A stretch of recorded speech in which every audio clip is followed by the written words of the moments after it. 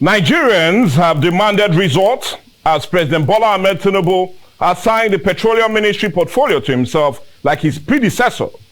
Mr. President will head the Petroleum Ministry while former Senator Eniki Lokpobari is the Minister for State for Petroleum Resources. President Tinubu on Wednesday unveiled the portfolios of 45 ministers 9 days after they were confirmed by the Senate in a week-long screening exercise. The ministers will be sworn in by Mr. President at the State House Conference Hall, Aso Villa, Abuja, on Monday. A statement on Wednesday by the Director, Information Office of the Secretary of the Government of the Federation, Willie Bassi, said the ministers would attend the ceremony with 2 guests each. Going by a list, it is indicated that Mr. President appointed 13 nominees as ministers of state and also created new ministries and renamed a few others.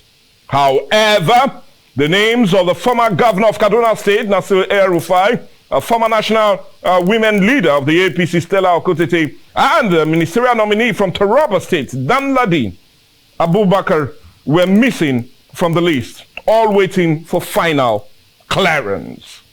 Looking through the list and portfolios gives Nigerians a need to ask those needed questions, starting from accountability and performance on the different ministries, and pure indication that Nigerians want a departure from the past when some ministers do not only perform but are also mismanaging the funds allocated to their ministries. And how can we bring and hold them accountable? Hence the need for us to look at all of these today on The Big Story. And we're talking about, the ministers finally getting their different ministries, and not just that, a call for accountability and performance. And that's what we're having as a major discourse today on The Big Story. Like I said, we're looking at not just the different portfolios given to the ministers, but also that growing call for accountability and also a call for performance.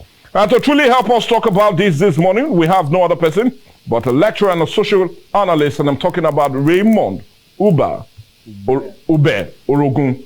Good morning and welcome to the show, sir. Thank you very much, Michael Ray, for this opportunity. Well, thank you so much for also joining us. But before we go, I would really want us to really look at the different ministries that the different ministers will definitely be handling. And if you really would just bear with me, let's see if we start it from the very top and see the different ministries to be handled by the different persons. Now, let's start this way. Now, to preside over the Ministry of Works is former Ebonyi State Governor David Umahi, while Jigawa State Governor Mohammed Badaru was appointed as a Minister of Defense. Let's continue and get more. But funny enough, despite the clamor by Abuja natives for an indigene to be appointed as the Federal Capital Territory Ministry, former Rivers State Governor Yusuf Wike clinched the position. Also, Mariga Mohammed will work with Wike as a Minister for State for the FCT. On the other hand, an ex-lawyer, school director general, I'm talking about Maman Tahi, heads the Education Ministry. Well, and also Tijani is the Minister of Communication, Innovation and Digital Economy. And also Salako is a Minister for State, Environment and Ecological Management, while Wale Edon is the Minister for Finance and Coordinating Minister of the Economy. Also on the list are the Minister of Marine and Blue Economy, Bumi Ojo, Minister of Power, Adebayo Adelabu, Minister for State, Health and Social Welfare, Tijani Aloasa, and Minister of Solid Ministry, Minerals, Development, Deyalake. Minister of Tourism will have Lola Adejon, while Oyetola was appointed the Minister of Transportation. To administer the Ministry of Industry, Trade and Investment is no other person but Doris Anete, and while Uche Unaji would hold forth at the Ministry of Innovation, Science and Technology. A former lawmaker in Kiru will pilot the affairs of the Ministry of State, Labor and Employment, while Uju Kennedy heads the Ministry of Women Affairs, and Festus Kiyamo is the Minister of Aviation and Aerospace Development. The Minister of Youth is Abakar Momo. Minister of Humanitarian Affairs and Poverty Alleviation is no other but Beta Edu. Minister of State Gas Resources, there we have ECPO. And Minister of Sport Development, we have no other person but John Eno. Well, anyway, let's see if we quickly continue with others. Others are Ministry of Arts, Culture and Creative Economy. And we're talking of no other person but Hannatu Musawa. Minister of State Defense, Bello Matawalim, former governor of Zamfara State. Minister of State for Education, Tanko Sunanu. And Minister for Housing and Urban Development, we have no other person but Dangiwa Ahmed. Minister of State for Housing, Urban Development, we have Abdullahi Guazo. And Minister of Budget and Economic Planning, we have Atiku Bagudu. Minister for State, Water Resources and Sanitation, we have no other person but Mr. Bello Guru. And Minister for Agriculture, we have Bakar Yari. Former Yobe State Governor Ibrahim Gidam will emerge as the Minister of Police Affairs. Former Nigerian ambassador to Germany, Yusuf Tuga, will head Nigerian foreign diplomacy as Minister of Foreign Affairs. Okay, and Tinubu also appointed no other person but Alaki as the Minister of Interior, Ali Patein as the Coordinating Minister of Health and Social Welfare, and Megiri Amadu as Minister for State, Steel and Development, and no other but Audu Saibu as the Minister of Steel and Development. And those are the different ministries, and well, we still have some few more, and we're talking about national rotation. Mohammed Idris, Attorney General of the Federation, and Minister of Justice Latif Fagbemi, SEN, Minister of Labour and Employment, Simon Lalong, Minister for State Police Affairs, we have Suleiman, and Minister for Special Duties, we have Gisalo, Minister of Water Resources and Sanitation, Joseph, and Minister for State Agriculture and Food Security, Aliyu Abdullahi. Well, these are the different ministries and ministers that will be handling them. And well, the need for us to really look at it. I just needed to give you all of that in case you're just hearing for the first time. We've given out a rundown of the different ministers and the ministries they will be handling, and hence we need to handle it right here in the studio. Well, that brings me to my very first question. 9 days after the screening, finally, they've been giving their different portfolios after the long wait. I know you had to really put out that sign of, we waited a bit. But I've just giving a rundown of their different ministry. I want you to react to the names and the ministries I've read. Are you satisfied with the names and the ministries they will be heading, or do you have any reservation to any of the ministries and names mentioned as ministers to that very ministry? Well, let me start from a place. You asked me if I am satisfied. Yes. Don't worry, we'll break it down, but I just understand. Want your overall reactions to the names and the different ministries they will be handling. I understand. You asked me if I am satisfied. Yes. Well, do you have any reservation? Well, because I'm a Nigerian and I want the goodness of this country. Yeah. If you have given me the opportunity to choose my own ministers, I believe I would have chosen different people from these ones. And because of that, probably I would have mixed some of them and bring up new people, younger people, and all that. But we just have to make do with what our president has offered us. We just have to believe that they will deliver. Then I look at some of the positions and quite well, some of the personalities that made the ministerial list. Yes. Some of them just from just the surface. Yes. I say from the surface, they look like technocrat. Okay. So to say. I'm wondering why you said from the surface. From the surface, go ahead. Let me let you they look like technocrats. And I also look at some of the positions that and the offices, the portfolio that has been allotted to them. I see that it is quite strategic. Strategic. Yes, it's quite strategic. I see the man from the Nasarawa from the Nasarawa angle. Okay. The Minister of Defense now. Okay.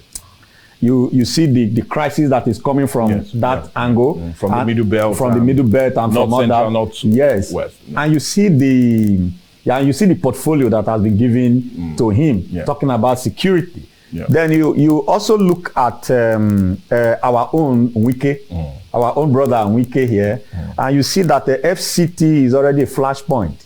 Okay. You know, counting to this very tribunal issue, electoral issue that is ongoing, that FCT, you have to win FCT. And for you to win FCT, you need a man, a strong man. And you see our man, one of the strongest men, political strongest men from the South, has been given that very so all you are office. saying, it looks as if some of them are strategic. Some of them are strategic, and the one for this FCT is highly strategic, and it is a positioning for 2027. You can't have Wike in FCT and you want to tell me that Wike will lose FCT. And also looking at that as is one of the main issue in the tribunal. Yes, and bringing up his antecedents, his pedigree from Port Harcourt.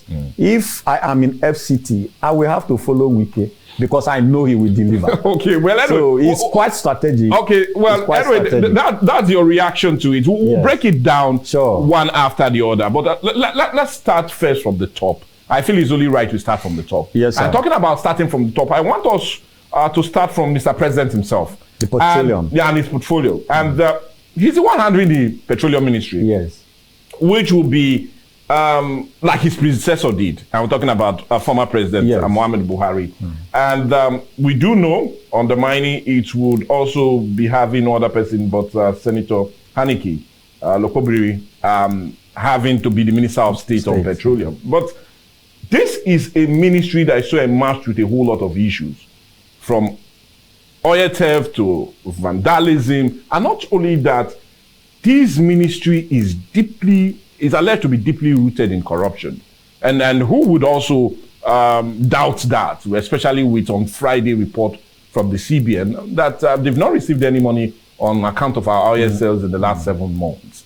But that's not where my question lies, though. But I'm really concerned about this very ministry. The ministry under Mr. President. Do you feel he can deliver?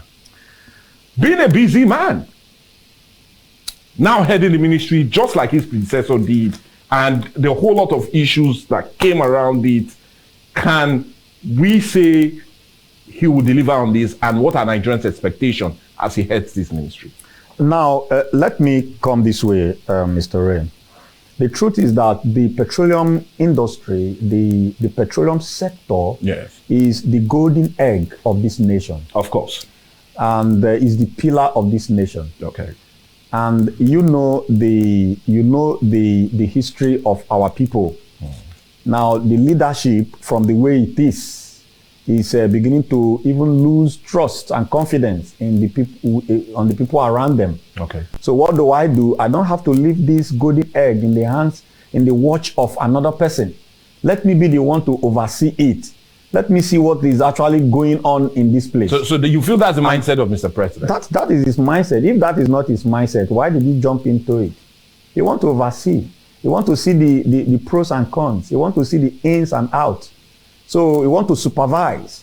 This is where the money is coming from. If my eyes are not in where the money is coming from, then where should my eye be? That is it now. So I have to look at it properly. I have to be involved. I have to know what is going on. I have to know things that are coming out, where they are going to. I want to supervise. Because if this is the bane of our economy, then I have to know what is happening. I think that is what they are doing. But for me, it is not the right thing to do. For me. Okay. It is not the right thing to do. Because as a president, you are in charge of all the sectors. So you shouldn't just particulate your attention in one spot. Okay. Your eyes have to move to and fro, all round. You get that now? Mm. So you shouldn't just fix yourself on petroleum because your predecessor, he did it and it didn't go well. I think this thing started from the time of Obasanjo also, where presidency, we attach himself to the petroleum and all that. It didn't go well. So we should look for another means or another person. You should separate it and give it to somebody who is competent enough to look at it, who has a proven record. But would there be that trust? Because you just said it now. Would there be that trust that whoever he gives can really supervise or can really handle that ministry without issues arising from them. Because, like I said, even the petroleum ministry is so opaque. We seem not to understand what's going on. We do not know how much we're making. We do not know how many liters of crude we sell. We do not know how much is even coming. So everything is so immersed in a whole lot of secrecy and it's so opaque. So do you see him having the trust to put any other person there? Now, that's the question. Let me show you now, sir. You know that the mineral resources of every nation, yes, the mineral resources of every nation is the center of attraction for corruption for that nation. Of course. If you check what is happening in Africa right now, we have Congo. You see the corruption that is going there just because of their cobalt. Yes. The mineral that is used to produce phones and laptops and all that. And you see the corruption going in there. Yes. Then you also check the recent one, Niger Republic. You see the corruption that is going on within the mineral resources. Okay. How the government is doing a covert job within the mineral resources because of their uranium. And you also move to is it Burkina Faso and Guinea-Bissau, and you see the corruption that is going on around their mineral resources. They have bauxite and other gold and all that. So you discover that for every country, their mineral resources is the center of corruption. And I believe that in Nigeria here, our major mineral resources, of course, is just the crude, and it's also the center of corruption. Then I believe that if our president knows all this, he wants to look at the center of corruption, perhaps also belong to the center of corruption. So are you saying we will hold him accountable if anything goes wrong there? Because he's offering himself to lead that very ministry. He's offering himself to lead that very ministry. So I'm talking of Mr. President. Without any scrutiny to be there. So because this is where our major discussion is. So we're talking about not just his ministries, but holding them accountable.